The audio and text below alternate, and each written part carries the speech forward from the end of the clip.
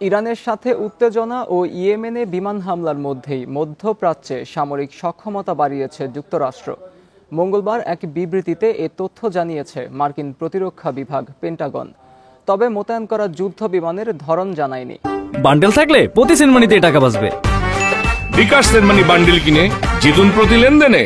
মধ্যপ্রাচ্যে আমেরিকান নাগরিক ও স্বার্থে হুমকি আসলে ইরানের বিরুদ্ধে যুক্তরাষ্ট্র সিদ্ধান্তমূলক পদক্ষেপ নেবে বলে জানান পেন্টাগন মুখপাত্র। নাম প্রকাশে অনিচ্ছুক এক মার্কিন কর্মকর্তা রয়টার্সকে জানায়, ভারত সাগরের দিয়েগো গার্সিয়া দ্বীপের ব্রিটিশ সামরিক ঘাঁটিতে 6টি B-2 বোমারু বিমান পাঠিয়েছে যুক্তরাষ্ট্র।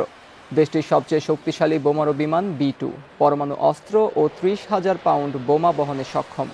এর আগে পরমাণু চুক্তি না করলে তেহরানে নজিরবিহীন বোমা হামলার হুমকি দেন মার্কিন প্রেসিডেন্ট।